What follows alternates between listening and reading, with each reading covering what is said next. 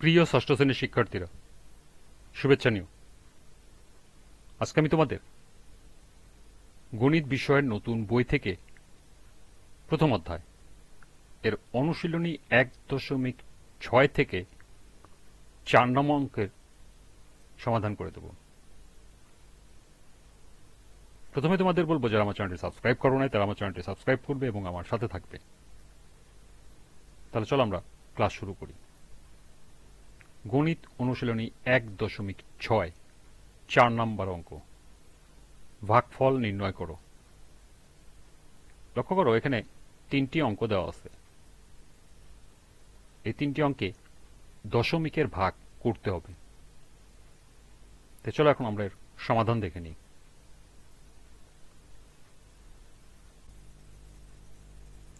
প্রথম অঙ্ক 4-এর ক, 9.75 ভাগ 25। তাহলে আমরা 9.75কে উপরে লিখবো, যেহেতু ভাগ আছে তাহলে আমরা নিচে ভাগ চিহ্ন দিয়ে নিচে দেব 25। এখন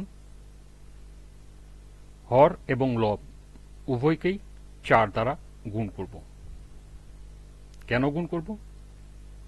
কারণ আমরা যদি 25কে যদি 4 দ্বারা গুণ করি তাহলে আসবে 100। তাহলে আমরা সহজেই পরবর্তীতে আবার দশমিক ভগ্নাংশে রূপান্তর করতে পারব। তাহলে 9.75 গুণ 4 নিচে 25 গুণ 4। এখানে সাইড নোট দিতে হবে, হর ও লবকে 4 দ্বারা গুণ করে। 9.75কে যদি 4 দিয়ে গুণ করি আসে 39, আর 25কে 4 দিয়ে গুণ করলে আসে 100, অর্থাৎ 39 ভাগ 100।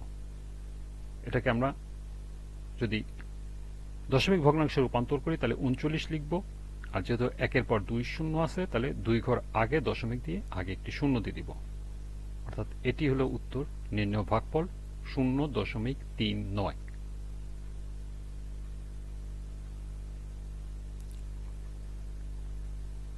এবার দ্বিতীয় অঙ্কটি দেখো, খ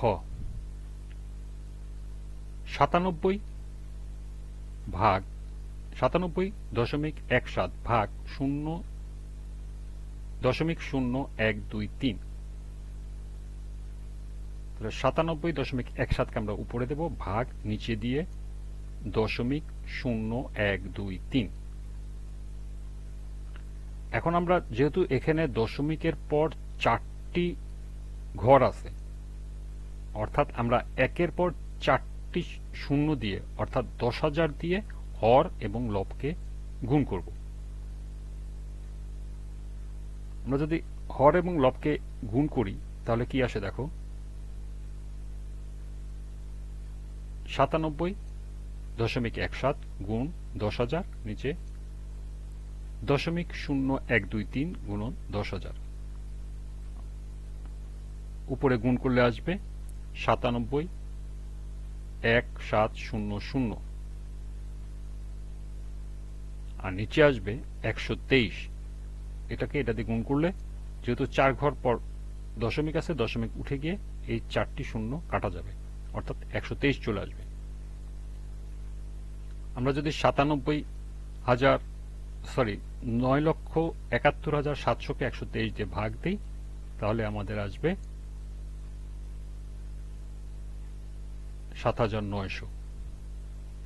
এটি হলো আমাদের ভাগফল। আমি এখানে তোমাদেরকে এই ভাগটা দেখাই দিছি। 123 ভাগ 9,71,700। প্রথমে 3 ঘরের ভিতরে যাবে 7 বার।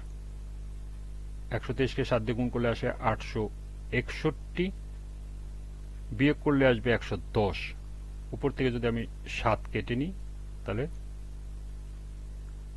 1107 যাবে 9 বার, 1107। এরপরে শূন্য চলে আসবে, শূন্য, এরপর আরেকটি শূন্য, সেটাও চলে আসবে। অথবা তোমরা এখানে সরাসরি শূন্য দিয়ে দিতে পারো। এখানে যদি সরাসরি শূন্য দিয়ে এটাও না দিতে পারো, সেই ক্ষেত্রে এখানে 2টি ঘর বাকি আছে, 2টি শূন্য আছে, এই 2টি শূন্য সরাসরি এখানে বসায় দেবে।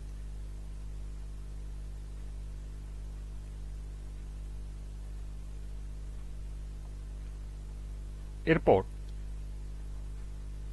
তৃতীয় অঙ্কটি দেখো, গ 0.168 ভাগ 0.0125। তাহলে উপরে আছে, আমরা উপরে দিব 0.168, ভাগ আছে অর্থাৎ নিচে যাবে 0.0125। এখন আমার নিচে আছে তিনটি সংখ্যা, সরি নিচে আছে দশমিকের পর চারটি সংখ্যা। তাহলে আমরা একের পর চারটি শূন্য অর্থাৎ 10,000 দিয়ে লব এবং হরকে বা হর বা লবকে গুণ করব।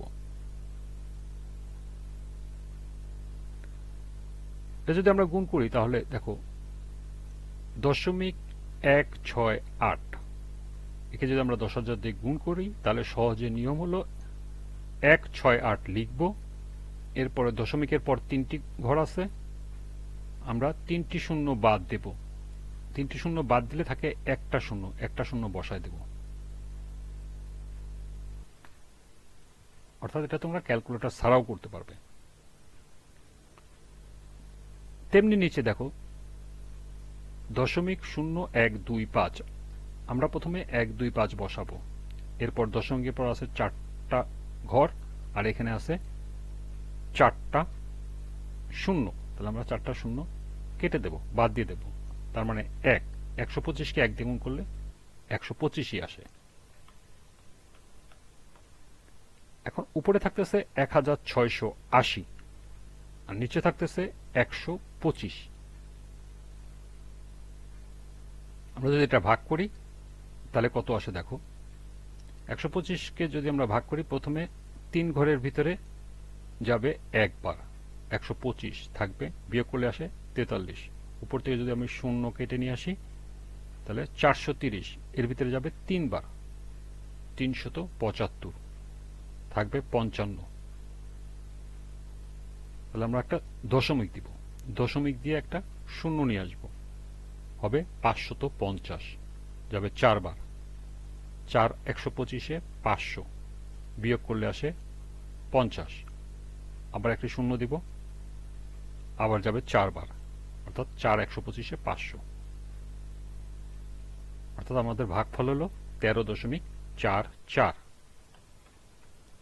এটি আমাদের নির্ণেয় ভাগফল 13.44। অর্থাৎ তোমাদের দশমিকের ভাগ করার ক্ষেত্রে যে জিনিসটি লক্ষণীয় তা হলো নিচে যে কয়টা ঘর থাকবে দশমিকের পর, একের পর সেই কয়টা শূন্য দিয়ে তোমাদেরকে উপরে এবং নিচে অর্থাৎ হর এবং লবকে গুণ করতে হবে। এরপর স্বাভাবিক নিয়মে ক্যালকুলেশন করে যাবে, তাহলে তোমাদের অঙ্ক মিলে যাবে।